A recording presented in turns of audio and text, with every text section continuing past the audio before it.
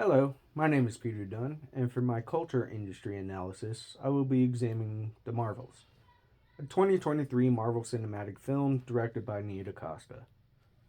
This film is notable in the Marvel Cinematic Universe as being Marvel Cinema's lowest grossing product to date. This is despite following the established MCU formula, which has created billions in revenues and led to 32 out of 37 MCU films generating substantial profit at the box office. The MCU in general, and the Marvels specifically, utilize many of the techniques that the culture industry is built on, such as standardization, addiction formulas, and imitation over innovation. Given the adherence to these and other reliable tools, the Marvels should have at least been profitable. Its poor performance therefore reveals that the current methodology used to produce cultural content has limitations. To begin with, it is important to define what the culture industry is.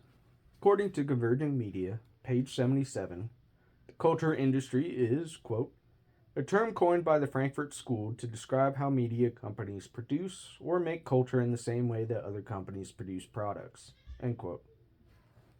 This commodification of culture has inevitably resulted in the prioritization of profit. As a result, both the creation process and the final product have fundamentally changed when compared to the early days of media. One of these fundamental changes was the adoption of a process called standardization. This concept was revolutionary in many sectors of commerce and is no different in the cultural sector. Whereas the shipping industry's standardization of shipping containers or Henry Ford's assembly lines are well known examples of this process, the entertainment industry's product is a little less obvious. Standardization in media comes in the form of templates or roadmaps of how different content is supposed to be created. The benefit of this is explained in the culture industry and the death of hip hop YouTube video at the 1616 mark. Quote, these formulas manufacture what most people are primed to consider natural. End quote. Because of systematic repetition of the same formulas, any deviations are automatically less desirable due to the loss of comfort stemming from normalcy. The Marvels perfectly demonstrate adherence to this practice of standardization. The film follows the exact structure seen in every other MCU release, opening with an action sequence, introduction of the film's MacGuffin, some secondary plot between all the different heroes, and then all capped off with a spectacular final battle with the villain of the story. Even the humor occurs with a distinctly Marvel characteristic, with quips interrupting serious or impactful moments. Now, despite the effectiveness of standardization, this principle alone cannot be the sole tool used to create a sustainable business model. This is because people tend to become bored and disinterested past a certain point of repetition. Even the most well crafted and addictive formulas need to be altered periodically. From this conclusion, another strategy of the culture industry was born, called pseudo individualism. Pseudo individualism is characterized by surface level changes, which the culture industry and the death of hip hop YouTube video at the 1928 mark says, quote, fools the listener into thinking that they are consuming a unique musical product, end quote.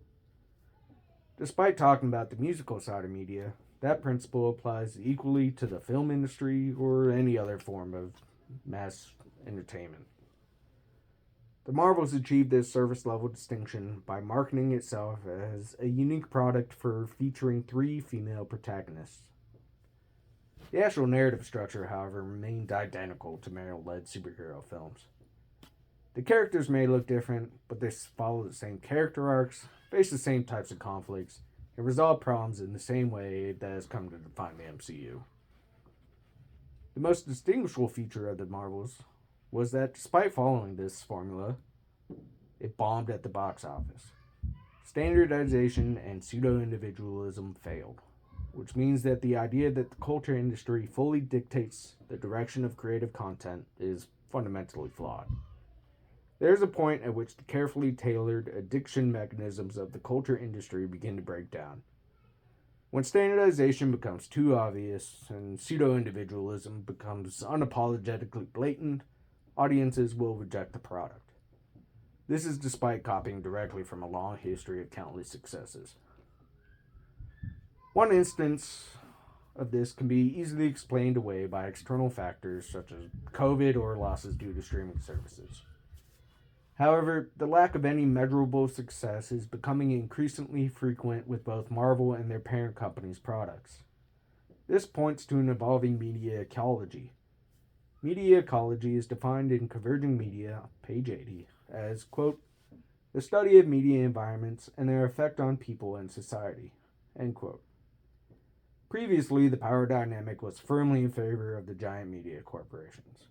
This is no longer the case. The Marvels and other recent high-profile failures showed that the foundational techniques of the culture industry have limits. For this reason, I do not succumb to the notion that the ideas found in the theory of culture industry are comprehensive. At best, they are a generalization that applies most of the time to most products. But it is still missing some hidden mechanism that would allow it to be universally applicable. With all that said, however, I do not think that this alludes to a long-term collapse of the techniques of the culture industry. Rather, corporations will evolve and create new techniques once the source of the disconnect between companies and the public has been determined. Thank you very much.